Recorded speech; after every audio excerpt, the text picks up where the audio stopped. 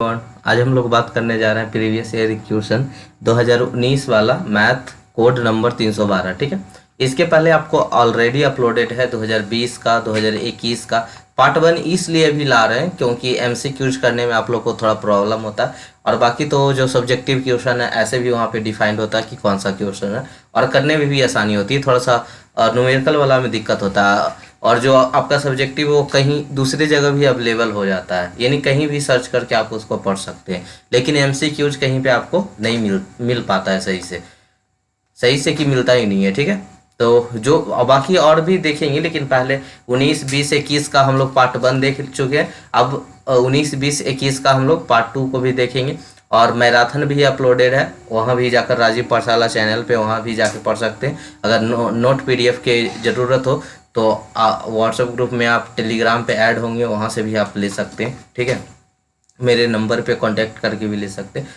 तो चलिए स्टार्ट करते हैं हम लोग एमसीक्यूज, और वो 20-21 वाला आई होप आप देख चुके होंगे। ठीक है, ये हम लोग क्वेश्चन करना स्टार्ट करते हैं। तो पहला क्वेश्चन को अभी रहने देते हैं, ठीक है, इसको लास्ट में देखते हैं, लास्ट में इसको देख लेंगे। पहले हम लोग फर्स्ट सेकेंड से स्टार्ट करते हैं, यानी ऑप्शन नंबर बी से स्टार्ट करते हैं। तो ऑप्शन नंबर बी में देख रहे हैं कि if Jn is the Bessel's function, Jn आपका जो है क्या है, बेसेल्स फंक्शन है of first kind, then the value of 2J-n का वैल्यू क्या होगा, है ना। तो इस चीज को अगर आप बेसेल्स फंक्शन पढ़े होंगे, जैसे आपको इसमें पीडी में तो नहीं करवाए हैं आपका रेगुलर क्लास में, लेकिन इसका सेकेंड सेमेस्टर का देखे होंगे सिविल का ही मैथ में, तो वहाँ पे बेसेल्स और लेजेंडरी करवाए थे, या आप सेकेंड सेमेस्टर में भी इसका पार्ट पढ़े होंगे। तो बेसेल्स में क्या देखे थे, यहाँ पे थोड़ा सा दिखाना चाहते हैं कि एक सेकेंड, हाँ, J x इजकल टू क्या होता है आपका N x minus x Jn plus 1 x होता है। तो इसका प्रूफ होता है, इतना लंबा चौड़ा हमको ऑब्जेक्टिव में थोड़ा के प्रूफ करना है, इतना लंबा चौड़ा प्रूफ करने जाएंगे, वहां पे हमको याद रखना है कि इसका वैल्यू क्या होता है। तो एक x J-n x का वैल्यू कितना होता है N x minus x Jn plus 1 x। ठीक है, और दूसरा इसी का वैल्यू, इसी का हम दूसरे तरह से प्रूफ करते हैं, x Jn dash x equal to क्या होता है minus of n Jn x plus x Jn minus 1 x। ठीक है, मतलब दोनों सेम ही चीज है, इसका वैल्यू दो बार, मतलब एक वैल्यू तो a है जो आपको याद करना है, और दूसरा वैल्यू क्या है n Jn x minus x Jn plus 1। ठीक है, ये दो वैल्यू है आपका एक ही चीज का। तो ऐसे आपको देख रहे हैं यहाँ कि क्या है 2J-n है, यानी 2J-n, x तो यहाँ कॉमन था इसलिए नहीं लिखा है, तो x, तो इसका वैल्यू यानी हम दो बार जो वैल्यू अलग अलग निकाल रहे थे x J-n x अब प्लस x J-n x को अगर जोड़ दे तो ये क्या बनेगा, दोनों को अगर जोड़ दे तो 2J-n और क्या होगा x, और आगे वाला x जुड़ के क्या हो जाएगा x, तो बाकी उधर भी कॉमन होने पे x कट जाता है, तो यहीं से जोड़ दोनों के जोड़ के वैल्यू आएगा, वही आपका क्या होगा आंसर होगा। यानी आपको प्रूफ तो उतना याद नहीं करना, लेकिन वैल्यू याद करना है। x J-n x का वैल्यू कितना होता है N Jn x minus x Jn plus 1 x। ये इक्वेशन नंबर फर्स्ट हो गया। बी नो डैट अभी हम लोग देखे थे बेसेल्स फंक्शन में कि इसका दो वैल्यू होता है। ठीक है, तो x Jn डैक्स मतलब इसी चीज का सेम वैल्यू का दो मतलब आंसर है, minus n Jn x plus x Jn minus 1 x, equation number 2। इसी दोनों को जोड़ दीजिए आंसर आ जाएगा। ठीक है, मतलब अगर ये दोनों इक्वेशन आपको याद है, कहाँ से है, किन्हीं को लग रहा होगा कि सर हमको कैसे पता कि यही क्वेश्चन है, तो जैसे ही देख रहे हैं कि 2J डैश है, 2J-n है, मतलब यहाँ पे जो वैल्यू ये x तो कॉमन होके कट जाएगा, इसको छोड़ दीजिए, तो यहाँ पे J-n है, यहाँ J-n है, तो दोनों को जोड़ेंगे तो क्या हो जाएगा 2J-n हो जाएगा, मतलब इसी का वैल्यू। तो इसका जो वैल्यू है इसका जो वैल्यू है, दोनों को जोड़ दीजिए, जो आंसर आएगा वही आपका ऑप्शन में होगा। ठीक है, तो इधर जोड़ेंगे तो क्या हो जाएगा x 2x J-n x equal to, यहाँ पे क्या था N Jn x minus N Jn x, यहाँ पे क्या लगा है minus x Jn plus 1 x plus x Jn minus 1 x। N Jn x से Jn x कट गया, बचा क्या आपके पास 2xj-nx इजकल टू, यहाँ पे दोनों में x कॉमन है तो कॉमन ले लेंगे तो क्या बचेगा, jnx। आइए माइनस वाला को इधर लिख देते, jn+1x। अब इसमें भी x कॉमन था, x कॉमन था तो यहाँ से क्या हो जाएगा, कैंसिल आउट। तो 2j-nx इजकल टू क्या हो गया, jn-1x माइनस jn+1x, यानी यही पे आपका क्या हो गया, आंसर हो गया। ये अब x को क्या कर दिया, नेग्लेक्ट कर दिया, यानी क्या हो गया, 2j-n is equal to jn-1 minus jn+1। यही आपका ऑप्शन में देख लीजिए कहाँ आंसर है। तो देखिए ऑप्शन नंबर क्या है, 4 है। यहाँ तो ढक गया थोड़ा सा, एक सेकेंड। हाँ देखिए यहाँ पे ऑप्शन नंबर 4 में jn-1 माइनस jn+1, यही आपका क्या हो गया, ऑप्शन करेक्ट आंसर हो गया। ठीक है, तो यही आपका है आंसर। आई होप समझे होंगे। अगर बेसिस फंक्शन थोड़ा सा भी याद होगा या नहीं भी याद है तो अभी से भी याद कर सकते हैं कि इसका वैल्यू क्या होता है, यानी j-n का वैल्यू क्या होता है। तो उस वैल्यू को दोनों तरफ से याद कर लेंगे, 2 वैल्यू होता है, दोनों को याद करके दोनों को जोड़ देंगे, काटने पे वही आंसर आ जाएगा। ठीक है, तीसरा में आते हैं, C the particle integral of d2 minus d dash का whole square into Z equal to x minus बाई इज। पार्टिकुलर इंटरवल जिसको हम लोग पी बोलते थे, तो हम कंप्लीट सॉल्यूशन निकालने के लिए हम लोग 2 इक्वेशन चलते थे, एक CF चलते थे, एक क्या चलते थे, PI चलते थे। और अगर कंप्लीट सॉल्यूशन बनाना होता था तो हम लोग क्या करते थे, CF प्लस क्या करते थे, PI करते थे। Z equal to CF plus PI, CF का क्या वैल्यू होगा और PI का क्या वैल्यू होगा, दोनों को जोड़ते हैं, वही क्या आता था, कंप्लीट सॉल्यूशन होता था। लेकिन यहाँ पे PI पार्टिकुलर इंटरवल को ही डायरेक्ट पूछा है, आपको जेड कंप्लीट सॉल्यूशन या CF कम्प्लीमेंट्री फंक्शन ये सब कुछ नहीं, सीधे बोला कि आपको क्या निकालना है, PI निकालना है। तो PI के लिए डायरेक्ट हम क्या करते थे, PI इजकल टू निकालना होता था तो 1 अपन जो फंक्शन दिया हुआ है उस फंक्शन इंटू क्या कर देते थे, RHS कर देते थे। तो फंक्शन आपका क्या है, 1/FD d dash into RHS। Function क्या है, D square minus D dash का whole square into x minus y. अब यहाँ पे ध्यान दीजिएगा कि जब हमको x माइनस बाई होता था, अलजेब्रिक फंक्शन होता था, तो वहाँ पे हमको क्या करना पड़ता था, बाइनोमियल फंक्शन पे उसको डिस्ट्रीब्यूट करना पड़ता था, तोड़ना पड़ता था। ठीक है, बाइनोमियल फंक्शन क्या बताता था, 1 प्लस एक्स के power n equal to 1 plus N X plus n into n minus 1/1 का फैक्टोरियल 2 का फैक्टोरियल होता था ना, एक्स स्क्वायर। ठीक है, तो इस तरह से हम लोग क्या करते थे, इसको लिखते जाते थे। तो यही बाइनोमियल डिस्ट्रीब्यूशन थ्योरम पे इसको क्या करना होता था, तोड़ना होता था। तो इसके लिए हमको क्या बनाना होगा कि D square minus D dash square है, तो इसको 1 प्लस के टर्म में बनाना होगा। कुछ भी कीजिए, इसको 1 प्लस टर्म में, यानी कोई एगो प्लस 1 कर दीजिए। तो अगर हम डी स्क्वायर यहाँ से कॉमन ले लेते हैं तो डी स्क्वायर कॉमन लेंगे तो यहाँ पे क्या हो जाएगा, 1, और ये बीच में क्या प्लस होना चाहिए ना, तब प्लस। अच्छा, यहाँ फिर सिर्फ क्या था, डी डैश स्क्वायर था। एक सेकेंड, इसको जूम करने दीजिए थोड़ा सा। यहाँ पे देखिए डी डैश स्क्वायर था, तो डी डैश स्क्वायर से डी स्क्वायर तो निकलेगा, है नहीं तो निकलेगा कहाँ से, तो यहाँ पे एक एक्स्ट्रा लग जाएगा, डी डैश का होल स्क्वायर बटा डी स्क्वायर। आई माइनस वाला को क्या कर दिए, एक कोष्ट में ले लिए, और यही हो गया आपका।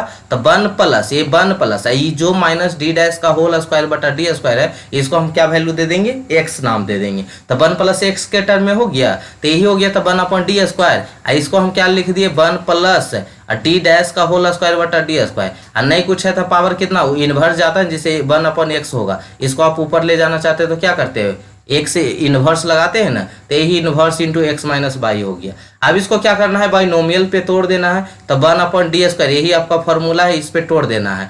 एन का वैल्यू कितना है, -1, तो यहाँ माइनस हो जाएगा, माइनस माइनस प्लस हो जाएगा। इस तरह से आपको टूटते चल जाएगा। तो PI, अच्छा कितना टर्म तक लेना है, ये भी तो कहाँ तक हमको लेना है। तो एक्स और बाई के पावर कितना है, 1 ना, तो 1 ही टर्म तक लेना है, मतलब एक्स तक ही लेना है, एक्स स्क्वायर के बाद वाला नहीं लेना है, यानी 1 माइनस एक्स, सिर्फ इतना लेना है। ठीक है, क्योंकि ये पावर को हम देखते हैं कि अगर x के पावर 2 रहता था, यहाँ पावर 2 तक लेते, 3 रहता था, पावर कहाँ तक लेते, 3 तक रहते। तो इस तरह से लेते हैं। तो हायर पावर को यहाँ पे इग्नोर करते हुए आगे बढ़ते हैं और क्या करते हैं, लिखते हैं इसको 1/डी स्क्वायर इंटू 1 माइनस, अब क्या था, 1 माइनस एक्स था ना, पहला टर्म देखिए क्या था, 1 माइनस एक्स। तो 1 माइनस एक्स का वैल्यू क्या था, डी डैश का होल स्क्वायर बटा D square into x minus by.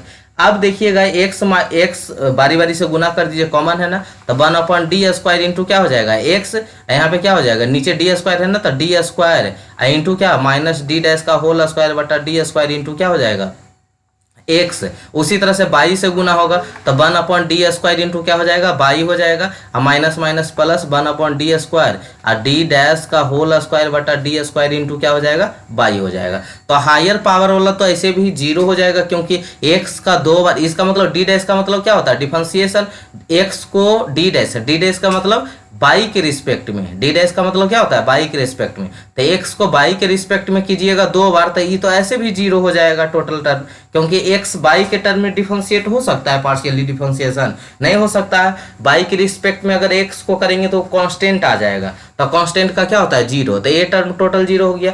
और डी डैश का होल स्क्वायर बाई को 2 बार करेंगे तो एक बार में बाई क्या हो जाएगा 1 हो जाएगा, दूसरा बार में ये जीरो, यानी ए भी वैल्यू क्या हो गया टोटल जीरो। तो आपके पास सिर्फ क्या बचा एक्स, अच्छा 1/d मतलब क्या होता है इंटीग्रेशन, डी मतलब होता है डिफरेंशिएशन, और उसको 1/ मतलब रेसिप्रोकल डिफरेंशिएशन का क्या होता है इंटीग्रेशन होता है। तो एक्स का अगर आप इंटीग्रेशन करेंगे तो एक्स का इंटीग्रेशन क्या होगा, तो एक्स का इंटीग्रेशन पहले तो उसी टर्म को लिखें तो ये टर्म जीरो हो जाएगा, ये टर्म जीरो होगा, क्यों, क्योंकि एक्स को अगर हम डी डैश के रिस्पेक्ट में यानी बाई के रिस्पेक्ट में डबल डिफरेंशिएशन करते हैं तो वैल्यू जीरो ही होगा।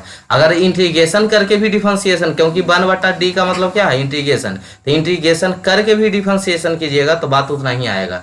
बाई का भी अगर बाई के रिस्पेक्ट में भी करते हैं तो एक बार बाई के रिस्पेक्ट में करेंगे तो वैल्यू 1, और दूसरा बार करेंगे फिर डबल डिफरेंशिएशन, स्क्वायर मतलब डबल डिफरेंशिएशन, फिर से करेंगे 1 का डिफरेंशिएशन तो क्या हो जाएगा जीरो, मतलब ये दोनों वैल्यू जीरो। तो 1/d² इज इंटू क्या हो जाएगा x minus zero minus by plus zero. अब x का अब 1/d² का मतलब क्या है कि x d जो होता है x के रिस्पेक्ट वाला होता है, और d डैश जो होता है बाई के रिस्पेक्ट वाला होता है। तो अगर d है तो मतलब x के रिस्पेक्ट में, तो x को x के रिस्पेक्ट में डिफरेंशिएट कीजिए, तो अगर एक बार डिफरेंशिएट करेंगे तो क्या होगा, सॉरी इंटीग्रेट कीजिए, तो एक बार इंटीग्रेट करेंगे तो क्या होगा x²/2। अब बाई को एक बार फिर से x, क्योंकि d² ही है ना, यहाँ पे d² कॉमन है, दोनों में जाएगा d² ही, बाई भी d² के रिस्पेक्ट में ही होगा, x भी d² के रिस्पेक्ट में होगा। तो अगर हम बाई को d² के रिस्पेक्ट में करते हैं तो बाई का क्या हो जाएगा बाई इंटू एक्स, एक बार कोई कांस्टेंट आ जाता है, अब फिर से हम इसको करेंगे तो x² का क्या हो जाएगा मैंने x³ हुआ, नीचे 3 दूना 6 माइनस से, बाई एक्स का करेंगे तो क्या बाई तो कांस्टेंट बाहर हो जाएगा, x² बटा क्या हो जाएगा 2। अब इसी को सरिया दीजिए 1/6 x³ माइनस 1/2 बाई x², यही आपका क्या था ऑप्शन था, ऑप्शन नंबर 3 में था।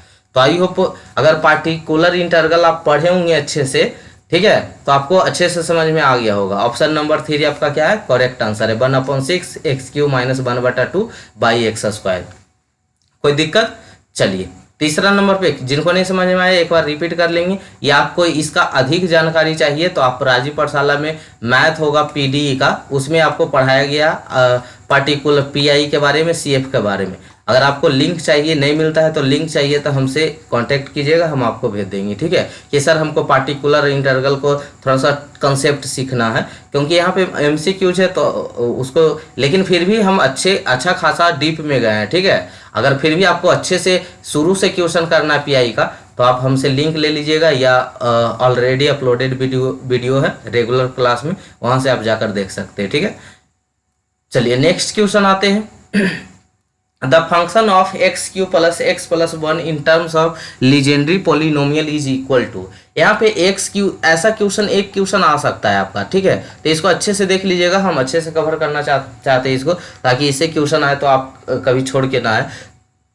x³ plus x plus 1 equal to क्या होगा, इसमें कौन सा वैल्यू कौन सा ऑप्शन करेक्ट होगा। तो आपको पहले इतना याद होना चाहिए कि Pn(x) इक्वल टू क्या होता है, तो 1/2 के पावर n का फैक्टोरियल dn बटा dxn इंटू x² माइनस 1 के पावर n, जहाँ पे आपको n इक्वल टू 0 पुट करना है, 1 पुट करना है, 2 3 कहाँ तक जैसा पावर रहेगा वैसा, ठीक है, जितना पावर रहेगा उतना तक आप पुट कर सकते हैं। तो इसमें अगर आपको क्या करना है ना कि इसी में ये जो फॉर्मूला है उसी में आपको कुछ नहीं अभी सोचना है क्वेश्चन के बारे में। पहले आपको देखिए एकदम सिंपल सी बात समझाते हैं, अगर ऐसा क्वेश्चन दे कि आपको बोले कि इसका लीजेंडरी पोलिनोमियल का वैल्यू बताओ, इस टर्म में रहे P3 P1 P0 इस तरह से ऑप्शन रहे, तो आपको एकदम स्टेप उठाना है, ठीक है। स्टेप कहाँ से उठाना है, सबसे पहले फार्मूला ये याद होना चाहिए और याद कर लीजिएगा, क्योंकि ऐसा क्वेश्चन एक आपके एग्जाम में रहने वाला है, ठीक है। तो ये आपका क्या हो गया, फार्मूला हो गया। ये फार्मूला में क्या है, 1/2 के पावर n, n का फैक्टोरियल dn बटा x dxn x square minus 1 के पावर n। जहाँ पे वैल्यू 0 पुट करना है, 1 पुट करना है, 2 पुट करना है, 3 पुट करना है। तो अगर हम 0 इसमें पुट करते हैं इस वैल्यू में, तब pn 0 यानी यहाँ पे क्या हो जाएगा, यहाँ लिख लिख के बताता है, pn 0 हो जाएगा। x लगाना चाहते तो लगा सकते हैं, इंटू इजकल टू 1/2 के पावर 0। तो 2 के पावर 0 का वैल्यू कितना होता है, 1 होता है। और 0 का फैक्टोरियल कितना होता है, वो भी 1 होता है। और d के पावर 0 बटा dx के पावर क्या होता है, 0। और x2 माइनस 1 के पावर 0, यानी सब वैल्यू यहाँ पे कितना हो जा रहा है, किसी के पावर 0 वैल्यू 1 होगा। सीधा सीधी याद रखिए, किसी के भी पावर 0 करने पे उसका वैल्यू 1 होता है। यानी पी नोट एक्स का वैल्यू, टोटल का वैल्यू क्या आ जाएगा, 1 आ जाएगा। यहाँ तक कोई दिक्कत, अब कौनो क्वेश्चन रहेगा इतना निकालना, सब में कॉमन है। जो अभी हम निकाल रहे हैं ना, लास्ट में पुट करने घड़ी करने टाइम आपको खाली थोड़ा सा डिफरेंट होता है, बाकी कोई क्वेश्चन रहे सब में ये प्रोसेस करना है। नहीं हो तो आप क्वेश्चन का ये सब याद करके चल जाइएगा, ठीक है। ये मतलब थोड़ा याद कर लीजिएगा ताकि वहाँ कैलकुलेशन गलत ना हो जाए या गड़बड़ा ना जाए, ठीक है, क्योंकि सब में कॉमन है। तो इसका पी एन नॉट एक्स का वैल्यू कितना होता है, 1 किसी भी क्वेश्चन के लिए, क्योंकि अभी तो हम कुछ किए ही नहीं, ये फॉर्मूला में एन का वैल्यू पुट कर रहे हैं। अब आते 1 पुट करते, तो 1 पुट करने से क्या होगा, 2 के पावर 1 एन का 1 का फैक्टोरियल डी के पावर 1 डी एक्स के पावर 1 एक्स स्क्वायर माइनस 1 के पावर 1। तब 1 के पावर 1, तो इसका अगर हम आप डिफरेंशिएशन करने जाएगा एक्स के रिस्पेक्ट में, तो ये क्या हो जाएगा वैल्यू इसका 1 के पावर क्या है, 1 का फैक्टोरियल और 1 के पावर 1 है। तो इधर क्या हो जाएगा, 2 इंटू 2 के पावर 1 2 ही रह जाएगा, 1 का फैक्टोरियल 1 ही होता है, यानी 2 ही रह जाएगा। ये हुआ कि x के रिस्पेक्ट में इसको डिफरेंशिएट करना है। तो एक्स स्क्वायर का क्या हो जाएगा 2x, 1 का क्या हो जाएगा 0, यानी 2 से 2 कैंसिल आउट हो गया, x माइनस 0, x माइनस 0 क्या कहलाएगा, x का लाएगा। यानी P1 x का वैल्यू कितना होता है, x होता है। ये भी याद रख लीजिएगा, याद रख लीजिएगा वहाँ पे, क्योंकि एमसीक्यूज है ना, बस खाली याद रखना चाहिए कि पी नोट का वैल्यू कितना होता है, 1 होता है। P1 का वैल्यू कितना होता है, x होता है। कैसे जो निकाल के भी समझा रहे हैं। अब 2 का वैल्यू रखिए, तब P2 रखने पे क्या होगा, 2 के पावर 2 1 बटा 2 के पावर 2 कितना हो गया, 4 हो गया।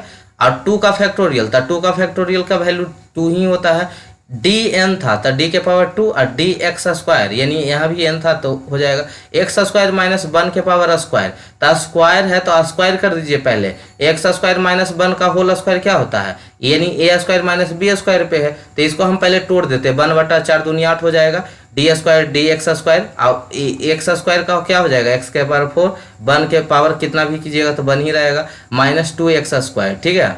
अब एक्स स्क्वायर को डिफरेंशिएशन कीजिए 2 बार, क्योंकि एक्स स्क्वायर लिखा हुआ मतलब इसका 2 बार डिफरेंशिएशन करना है। तो एक बार डिफरेंशिएशन करेंगे तो क्या हो जाएगा, 4x³ माइनस 1 का तो 0 हो जाएगा, और 2x स्क्वायर का क्या हो जाएगा, 2 दूनी 4x। फिर इसको x के रिस्पेक्ट में एक बार कीजिए, क्योंकि अभी dx के रिस्पेक्ट में बचा हुआ है। तो 4 किया 12x स्क्वायर माइनस 4x का कितना हो जाएगा 4, यानी 1 बटा 2 और 3 4 कॉमन ले लीजिएगा, 4 दूनी 8 कटेगा, 1 बटा 2 3x स्क्वायर माइनस 1। यानी आप याद रख सकते हैं डायरेक्टली कि P2 का वैल्यू कितना होता है, तो P2 का वैल्यू होता है 1 बटा 2 और 3x स्क्वायर माइनस 1। या तो याद रख सकते हैं या तो वहाँ कैलकुलेशन कीजिएगा, ठीक है। तो हमको तो नहीं लगता है कि ये, हमको लगता है याद करने में ही फायदा है कि Pn का पी नोट का वैल्यू 1, P1 का वैल्यू x और P2 की वैल्यू 1 बटा 2 3x स्क्वायर माइनस 1, ठीक है। क्योंकि वहाँ सोल्यूशन करना उतना टाइम वेस्टिंग के बराबर हो जाएगा, उससे अच्छा थोड़ा सा मेहनत पहले कर ले। अब क्या करना है, 3 पुट करना है, यानी एक्स स्क्वायर माइनस 1 के पावर 3। तो इसका पहले क्यू कीजिएगा और उसका 3 बार डिफरेंशिएशन कीजिएगा, तो वैल्यू आ जाएगा डायरेक्ट 1 बटा 2 5x³ माइनस 3x, ठीक है। तो इसका भी कैलकुलेशन करने से कोई तीनों को याद रख लीजिएगा। हम अभी यहाँ पे लिख देते हैं, पी नोट का वैल्यू कितना था 1, P1 का वैल्यू कितना था, P1x का वैल्यू कितना था, P1 का x था, और P2x का वैल्यू कितना था, P2x का वैल्यू 1 बटा 2 और 3x स्क्वायर माइनस 1। अब P3 का वैल्यू कितना था, तो P3 का वैल्यू 1 बटा 2 5x³ और माइनस 3x। हम डायरेक्ट इसको भी लिख सकते थे, लेकिन आप सोचने लगते सर कहाँ से लिख दिए, इसलिए इसको समझा भी दिए, ठीक है। तब P नोट का वैल्यू हो गया, P1 का वैल्यू हो गया, P2 का वैल्यू हो गया, P3 का वैल्यू हो गया। अब आइए क्वेश्चन में, पी नॉट का वैल्यू P2 का वैल्यू 1/2 3x² माइनस 1 था। तो हम यहाँ से x² का वैल्यू निकालना चाहते हैं। किसका? देखिए पहला क्या था, P not x equal to 1, तो इसमें तो कोई दिक्कत नहीं है, 1 जहाँ रहेगा वहाँ P नॉट x रख देंगे। अब यहाँ पे x² को निकालना है, तो x² निकालने के लिए 2 भागा में तो 2 गुना में हो जाएगा, यानी 2P2x है 3x² माइनस 1। ये माइनस यानी इधर माइनस में तो उधर जाके क्या हो जाएगा प्लस में, 2P2x plus 1 is equal to 3x²।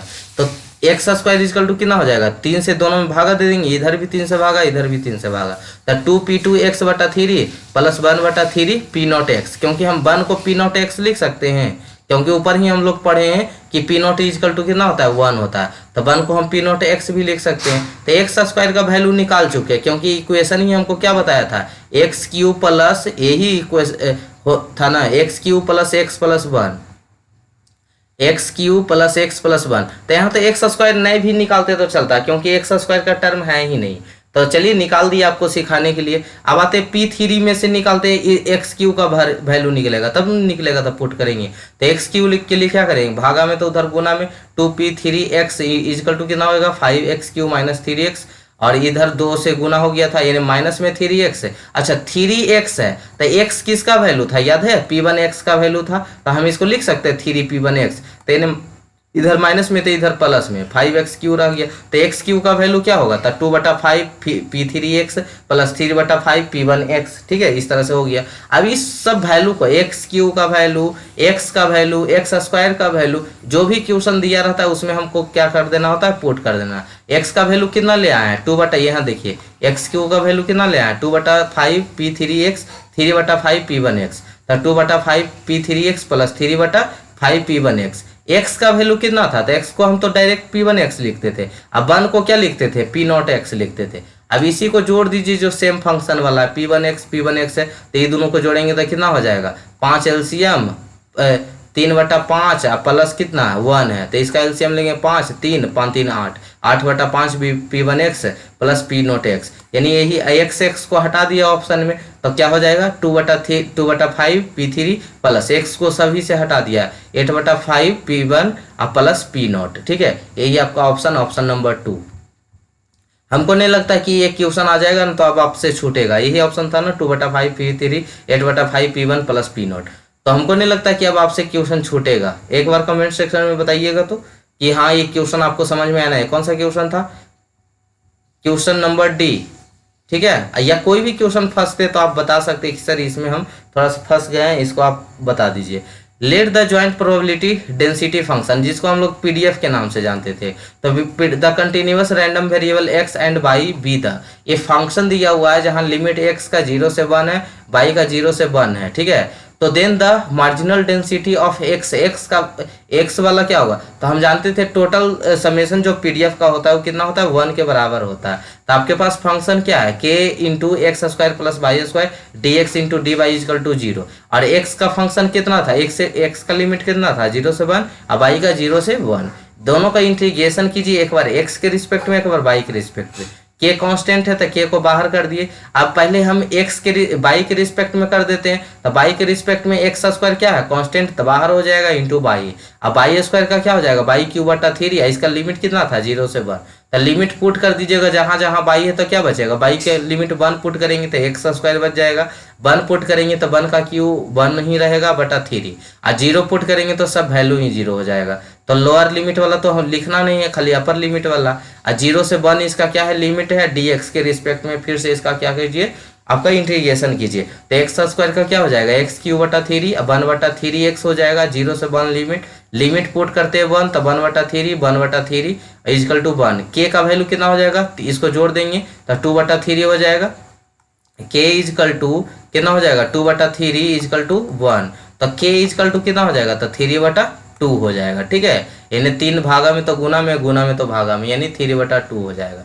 तो k का वैल्यू निकल गया। अब हमको फंक्शन किसका पूछा है, f(x) का ना पूछा है, तो f(x) के लिए हमको खाली x वाला का वैल्यू रखिए। तो x वाला का वैल्यू कितना था, जब हमको दोनों पूछता तो क्या रखते 3/2 x² प्लस y², लेकिन हमको पूछा क्या है सिर्फ f(x) के लिए पूछा है ना, तो f(x) का वैल्यू कितना है जब x के रिस्पेक्ट में डिफरेंशिएट करना, तो x² प्लस 1/3 यही ना आया था डिफरेंशिएट करने के बाद, इंटीग्रेट करने के बाद, तो इसका वैल्यू हो जाएगा एक्स स्क्वायर प्लस 1/3 इंटू के का वैल्यू 3/2 एक्स स्क्वायर प्लस 1/3, तो 3x स्क्वायर बटा 2, इसको 1/3 को 3/2 से गुना करेंगे तो 3 से 3 कैंसिल आउट, यानी 3x square by 2 plus 1/2, 1/2 LCM ले लेंगे 3x स्क्वायर प्लस 1, यही आपका क्या है आंसर हो जाएगा ऑप्शन नंबर 3।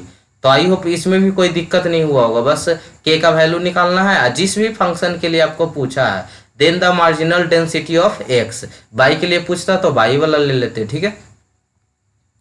चलिए नेक्स्ट क्वेश्चन आते हैं।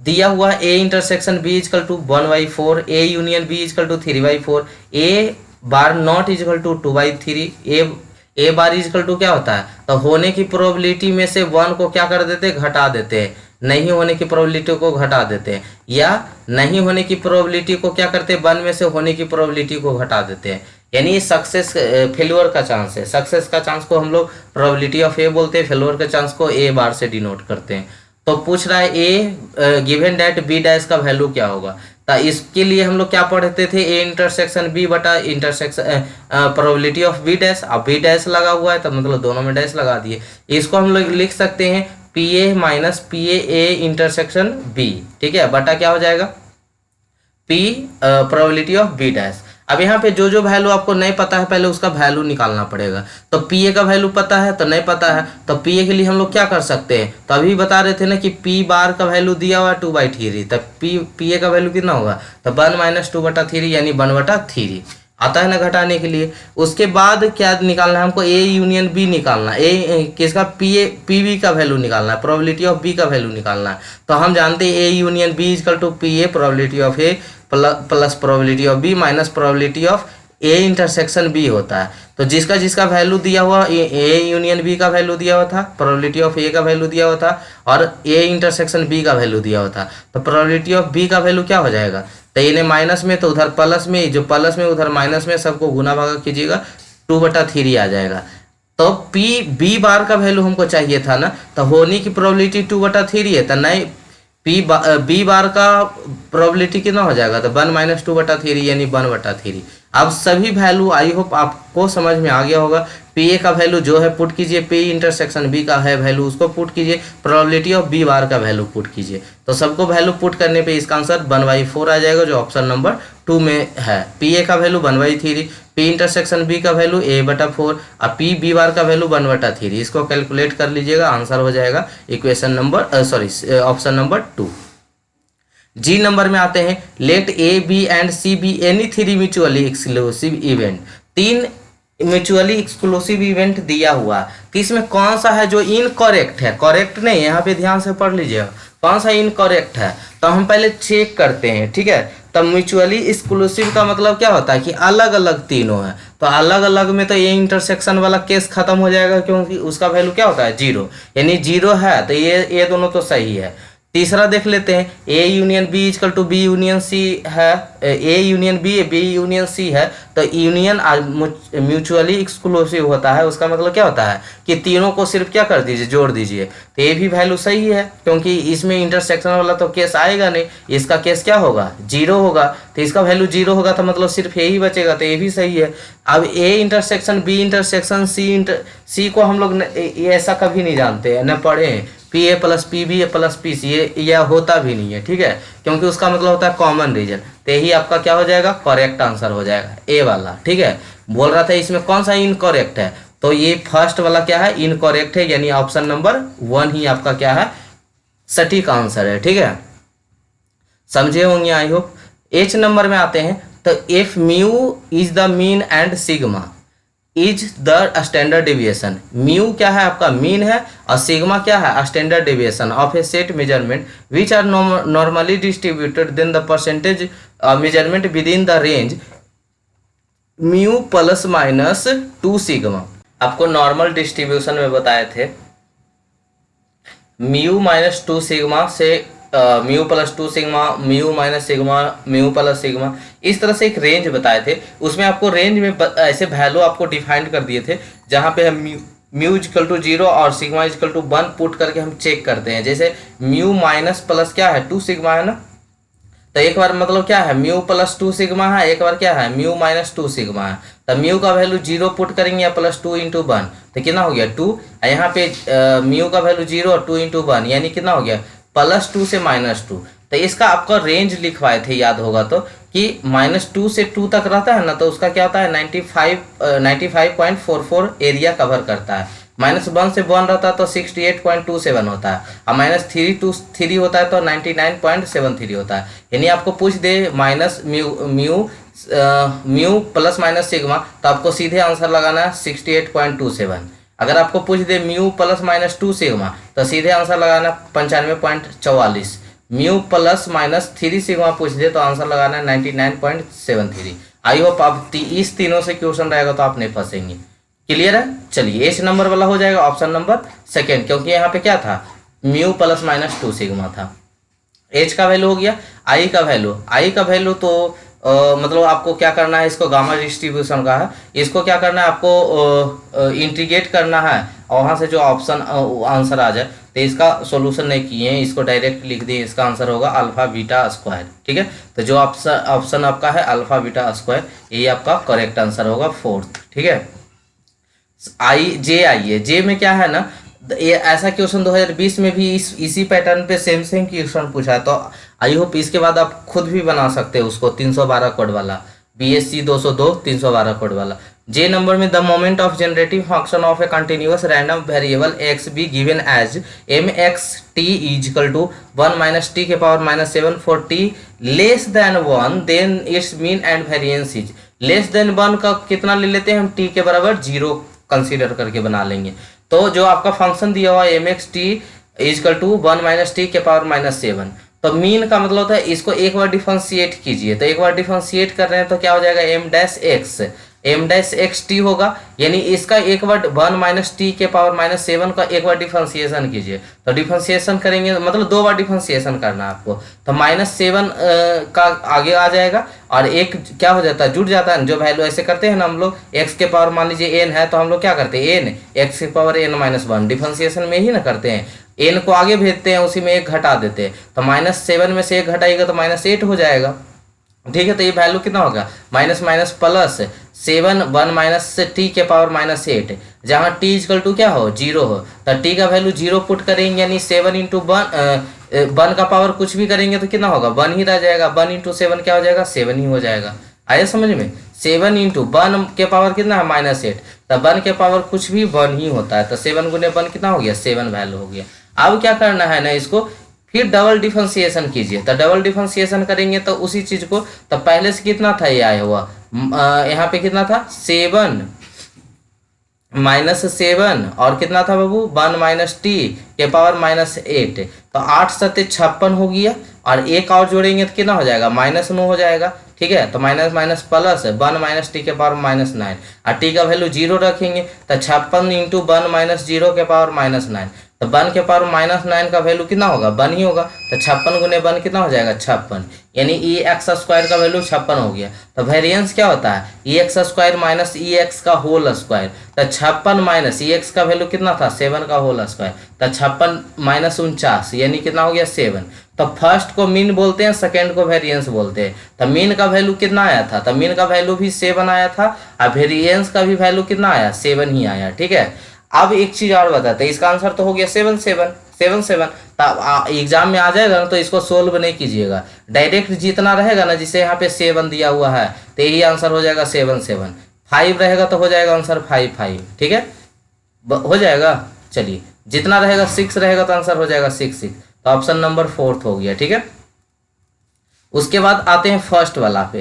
तो फर्स्ट जो क्वेश्चन है, if Pn is the Legendre polynomial of first kind then the value of, तो इसका जो वैल्यू हम लोग जानते हैं, हम मतलब जो हम पढ़े हैं इसमें कि इसका वैल्यू पढ़े थे कि जब n is not equal to 0 होता है तब उसका वैल्यू 0 होता है, जब n का वैल्यू 0 होता है तब उसका वैल्यू 2 होता है। ऑप्शन यहाँ दोनों है, तब हम कह नहीं सकते, क्योंकि इसको इस टॉपिक को उतने अच्छे से हम पढ़ाई नहीं किए थे, ठीक है। बेसिल्स लीजेंड्री, क्योंकि सेमेस्टर पेपर होता है तो वो टाइम कम मिलता है, इसमें थोड़ा सा लेंदी था प्रूफ करने वाला। तो जहाँ तक हम पढ़े हैं, जहाँ तक हमको समझ में आ रहा है कि इस क्वेश्चन में हमको कुछ दिया रहता है ना, जैसे कि A value N is not equal to 0 है, तब इसका हम वैल्यू क्या रख देते हैं, आराम से 0 1 लगा लेते। लेकिन एन का वैल्यू 0 होता तो हम आराम से 2 लगा लेते। अब ऑप्शन भी दोनों है तो ये भी नहीं हम कह सकते। अब पता नहीं क्वेश्चन गलत है या कोई और कंसेप्ट है, नहीं पता, यही दोनों में कोई होगा, ठीक है। या तो 0 होगा या तो 2 होगा। तो आप जैसा सोच विचार के या कहीं से अगर आपको मिलता है तो वहाँ से देख ले, लेकिन इतना आपको हम बता दिए हैं कि यही दोनों में कोई होगा, या तो 0 होगा या तो क्या होगा 2 होगा। या आपको कहीं से कुछ पता है तो आप कमेंट सेक्शन में इस क्वेश्चन के बारे में अपनी कमेंट कर सकते हैं, ठीक है, बता सकते हैं, ठीक है। तो पार्ट 2 में हम लोग मिलते हैं नेक्स्ट एपिसोड में। पार्ट 1 देख लिए होंगे 19 20 21 का, तो आई होप ऑब्जेक्टिव से कवर हो गया होगा, सभी का एमसीक्यूज कवर हो गया होगा। सब्जेक्टिव कवर करने के लिए हम लोग मिलते हैं फिर नेक्स्ट एपिसोड में, जहाँ पे हम तीनों का फिर से पार्ट 2 लेकर आते हैं, ठीक है।